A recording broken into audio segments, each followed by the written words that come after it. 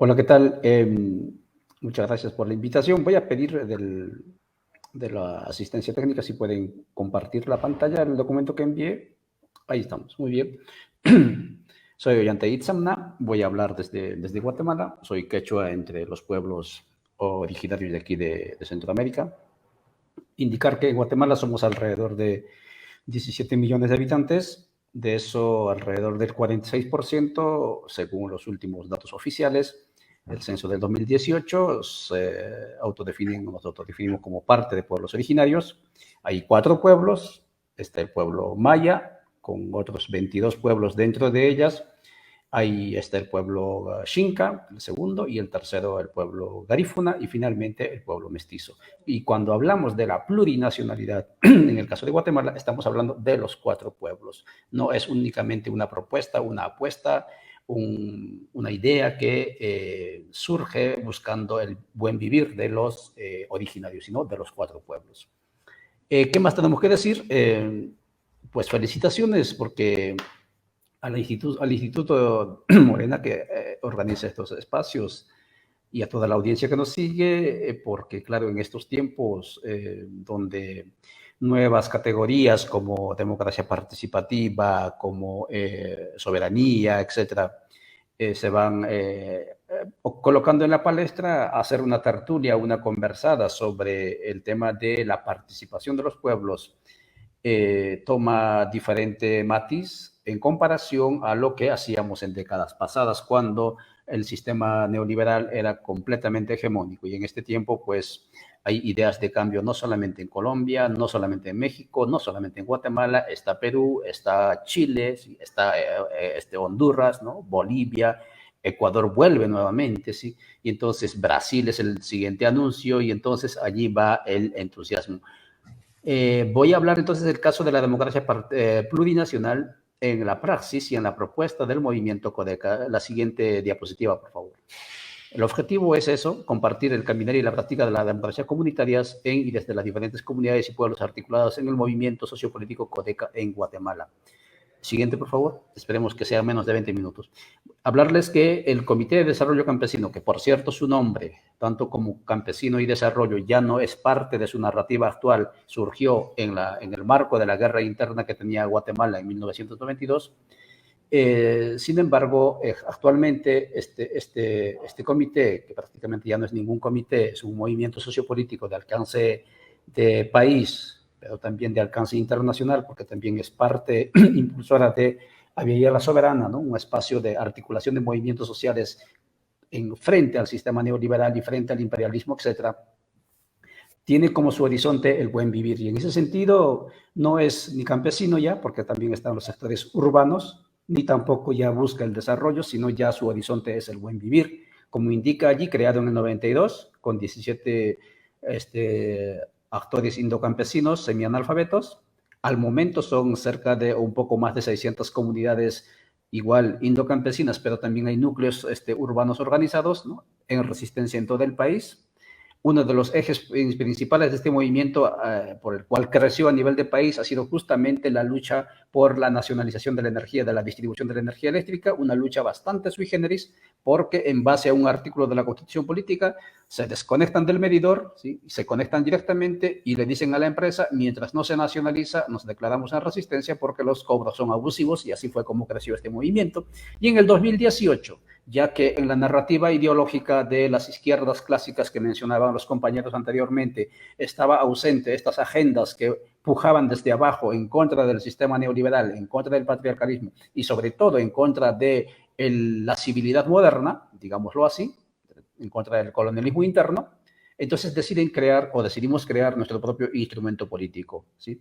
El Movimiento para la Liberación de los Pueblos, histórico porque soy investigador social, no conozco y acompaño el caso del MAS de Bolivia, pero el caso del MAS de Bolivia no necesariamente ha sido una creación desde las comunidades, sino ha sido un instrumento político, una organización política asumida, ¿sí? Porque existía ya y porque el Tribunal Supremo Electoral de Bolivia no le permitía inscribirse. Entonces asumieron esa sigla de ese instrumento político, ese partido político, que lo convirtió en instrumento político. Bueno, según lo que conozco, es hasta donde se conoce, por primera vez en Guatemala y en Avia Yala, que movimientos de los ninguneados, de los no sujetos, de los no ciudadanos organizados crean su propia organización política con aroma, con color, con, digamos, facciones similares a ellos. Y en el 2019, este movimiento por la liberación de los pueblos queda en cuarto lugar, y el gran desafío ahora es el 2023, que viene las próximas. Siguiente, por favor.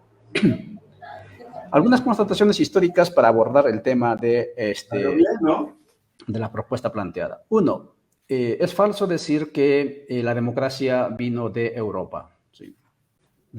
Seguir asumiendo eso en la teoría política, tanto de la academia hegemónica, pero también en la teoría política, digamos, crítica, ¿sí? Es faltar a la verdad.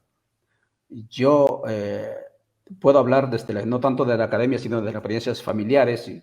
Yo soy quechua, mis padres siempre nos inculcaron y siempre nos motivaron a organizarnos en comunidad, a hacer nuestras decisiones de manera asamblearia. ¿Sí? Y en ese sentido, democracias ya existían. La concepción de la igualdad, de reconocernos uno al otro como iguales, como runas, como personas, ¿no? Si acaso se puede utilizar la equivalencia, ya existían. ¿Sí? Y seguir diciendo que la democracia viene de Roma o de Grecia, etcétera, eso simplemente es una falta a la verdad. ¿Sí? Que es cierto, sí, que la democracia liberal, ¿sí? Esto de un ciudadano, un voto, ¿no?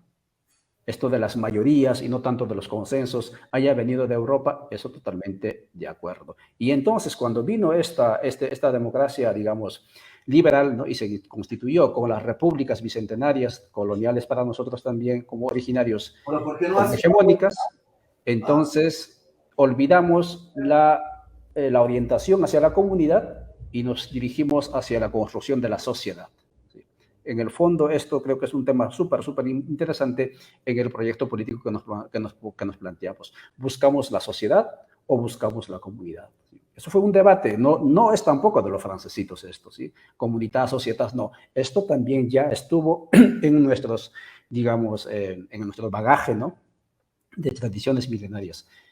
Las democracias liberales, ¿no? Con sus repúblicas bicentenarias, Estado-nación, etcétera, optaron por el individuo, optaron por construir sociedad, y está evidente, se fracasó, ¿sí? Y ahora entonces la propuesta es ir por la vía de la comunidad. Democracias modernas, al igual que los Estados-nación y sus formas de gobierno, son y fueron herramientas para el funcionamiento del bicentenario colonialismo interno, también es otra constatación. No lo digo yo, aquí en Guatemala, en el caso de Codeca, por ejemplo, que es conformado por los 4 pueblos y integrantes de diferentes pueblos, pero al mismo tiempo también que acoge las agendas milenarias y por siglos postergados, ¿no? Plantean de que aquí vivimos sin Estado, aquí vivimos sin derechos, y lo que dicen es, somos naciones sin Estado, ¿no? Y en Guatemala hay Estado, pero no hay nación, por ejemplo. Porque lo que intentó buscar el Estado-nación, ¿no? Y eso no tenemos que explicarlo ahora, fue construir una nación guatemalteca, una nación mexicana, una nación boliviana, y eso no se logró. Frente a eso, surge la propuesta de la plurinacionalidad. Siguiente, por favor. Así dejamos tiempo para las preguntas. ¿Qué entendemos por democracias plurinacionales desde el movimiento Codeca y desde las comunidades, ¿no? Y pueblos organizados en este lado? En primer lugar, el sujeto político de las democracias plurinacionales, ¿sí? Son comunidades, no son individuos, ¿sí? Y es por eso que hablaba yo de la cantidad de comunidades organizadas, y creo yo en eso estamos totalmente de acuerdo. La lógica de la participación nos mueve a la articulación de las comunidades, pero no solamente para ganar elecciones, sino sobre todo para posibilitar y garantizar los cambios. ¿Sí? Y esto el compañero Hugo Chávez, por mencionar algún nombre, ¿no? ¿Sí? Inculcó bastante. La fuerza social tiene que garantizar, tiene que respaldar, tiene que ser constante para que la fuerza electoral tenga posibilidades de implementar, si acaso, ¿no? Los sueños de cambio. De lo contrario, golpe de Estado por todas partes. ¿Sí? Y eso lo sabemos en Guatemala, ¿no? Que no solamente hemos sido derrotados, hemos empedrado nuestro camino con derrotas constantes en las urnas, ¿no? Por la lógica del individualismo, sino también de golpes de Estado. ¿Sí? Y el otro elemento en la democracia plurinacional es, ¿no? La finalidad de estas democracias es transformar, construir nuevos ordenamientos jurídicos, nueva institucionalidad plurinacional. Esto es importante porque nosotros como movimiento sociopolítico, nuestro objetivo no es gobernar, administrar a ese Estado criollo, bicentenario, moribundo, corrupto, ¿sí? No, no, nuestro objetivo no es quedarnos en el poder, en este poder que está allí. Tampoco no es tomar el poder, porque ese poder está construido con una lógica así vertical, patriarcal, como indicaban ellos. Es construir nuevas lógicas de poder, de abajo hacia arriba, de forma ascendente, ojalá plural, pero sobre todo nuestro objetivo intermedio es crear un nuevo Estado a través de una asamblea constituyente plurinacional que permita la presencia activa y decisiva de todos los sectores, de todos los pueblos que convivimos, en este caso vamos a decir en los 7 o 8 mil kilómetros cuadrados, que también, tamaño del país, que también vamos a hablarlo después, que incluso eso está en entredicho cuando hablamos de la plurinacionalidad, ¿sí? Y nuestro horizonte no es el desarrollo, como indica allí. El horizonte de las democracias plurinacionales es el buen vivir, que en buena medida en Bolivia no hemos avanzado lo suficiente, sí, porque la institucionalidad pareciera, ¿no? Nos colapsó, nos anuló la posibilidad de atrevernos a pensar una praxis institucional, ¿no? Desde el Estado, más allá de lo permitido por las repúblicas aún todavía presentes, ¿no es cierto?, en esa institución que se llama Estado plurinacional en Bolivia, ¿no? Nuestro objetivo es el buen vivir y en ese sentido no es desarrollo. Desarrollo y buen vivir son diferentes. Desarrollo está centrado en la acumulación de bienes y explotación, sobreexplotación, anulación de la posibilidad de la permanencia de la vida en el planeta, y el buen vivir justamente está en garantizar, ¿sí?, ojalá restaurar las tramas de vida rotas y garantizar vida en el planeta en sus diferentes formas, ¿sí?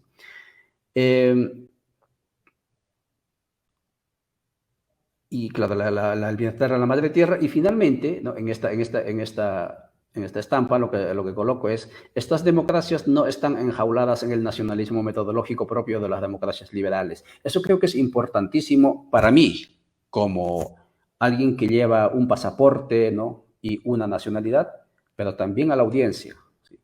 La plurinacionalidad pone en entredicho por qué tenemos que seguir enjaulados y aceptar las configuraciones territoriales geopolíticas que vienen de la colonia europea, ¿sí?, afianzadas en el colonialismo republicano. ¿Por qué? ¿Con qué derecho el pueblo maya o los pueblos mayas tienen que estar divididos, por un lado en México, por otro lado en Guatemala, por otro lado en Honduras, por otro lado en Belice? ¿Por qué los quechuas tenemos que estar en Argentina, en Bolivia, en Perú, en Chile, en Ecuador, ¿no?, partidos como queso? ¿Con qué derecho? La plurinacionalidad entonces nos obliga a superar, ¿sí?, estas incluso afirmaciones de sentirnos como parte de una comunidad política o territorial establecido por la colonia, y ponerlo en entredicho, ¿sí? El nacionalismo metodológico, eso de pensarnos en base a esa categoría de la nación, ¿sí?, tiene que ser superado. Y en el fondo lo que está poniendo en entredicho, en cuestionamiento de la plurinacionalidad, es la cuestión de la modernidad. Siguiente, por favor. Democracia plurinacional en Codeca, y con eso terminamos, ¿sí? ¿Qué es lo que se plantea y qué es lo que se hace, ¿sí? Ya indiqué, ¿no? En este momento se constituye no solamente un movimiento social, sino es un movimiento sociopolítico, indocampesino, ¿sí?, pero también urbano, rural, ¿sí? La apuesta es de los 35.000, 30.000, 35.000, no hay datos oficiales, ¿no?, del Estado, unidades comunitarias que existen en el país, ¿sí?, alcanzar a organizar a la mayor cantidad de esas unidades de comunidades humanas, ¿sí? En este momento son 600. La apuesta para que esto se vuelva efectivamente sujeto pueblo constituyente, como se dice en Chile, y que también se habla aquí, pueblos constituyentes, tiene que organizarse a la mayor cantidad de estas comunidades posibles. Y entonces,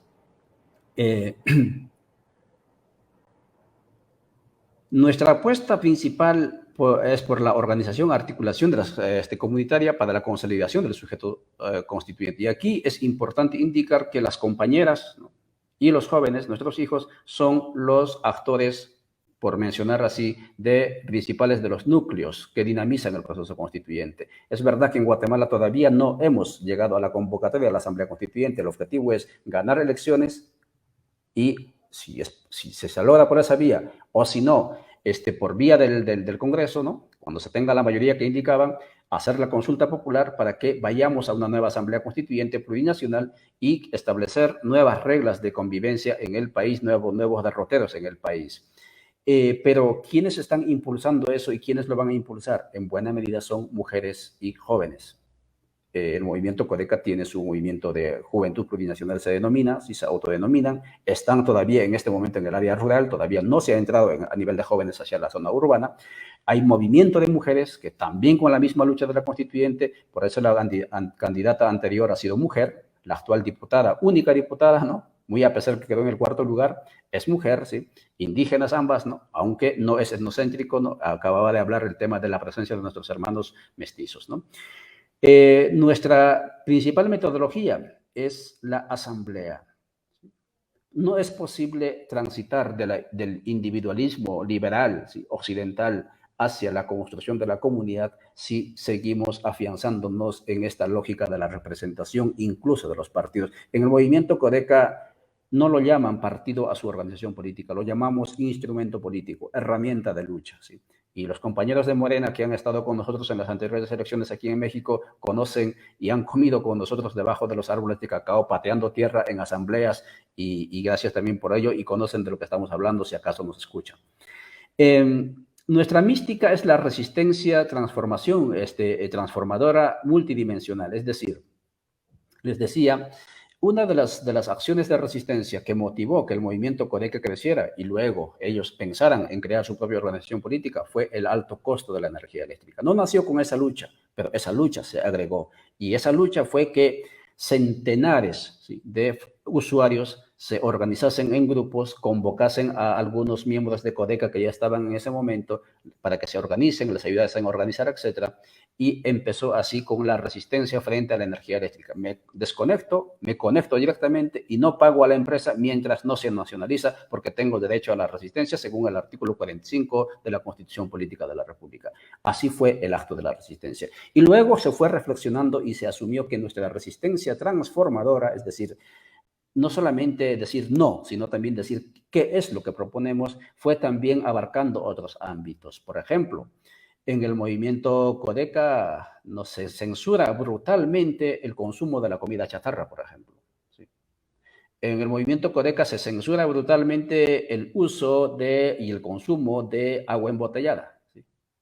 Podrá decir alguien, pero eso es chiste, eso es ilusión. No, pero es una práctica que va ocurriendo y lo que ocurre es que, lo que sucede es que no podemos estar diciendo no estamos o estamos en contra de la privatización del agua si yo estoy consumiendo agua embotellada. Directamente o indirectamente ya estás promoviendo la privatización del agua, ¿sí? No puedes decir que estás en contra de la dictadura mediática, de los abusivos, digamos, de los que hegemonizan monopolizan el discurso a nivel planetario, si seguimos viendo y consumiendo sus noticias como verdades. Y en ese sentido el movimiento no solamente se resistió a ellos, sino también creó su propia red de comunicadores y tiene también su propia radio comunitaria, radio de AM, ¿no? Pero sobre todo lo más potente es el tema de la utilización de las plataformas digitales, sobre todo Facebook, donde se han movido bastante en la anterior elección, por eso es que han conseguido el 500.000 de votos, ¿no? Con 4 teléfonos, ¿no? Y con casi 40 días de campaña, ¿no? Y sin dinero, ¿no?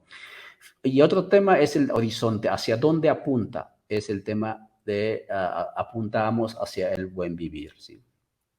Allí hay una premisa básica. Las comunidades, y desde nuestras comunidades decimos que para ser plenos no necesitamos mucho. El sistema moderno occidental, en su expresión neoliberal sobre todo, o mercadocentrista, nos ha hecho creer que para ser plenos tenemos que consumir. Y para consumir tenemos que competir, ¿sí?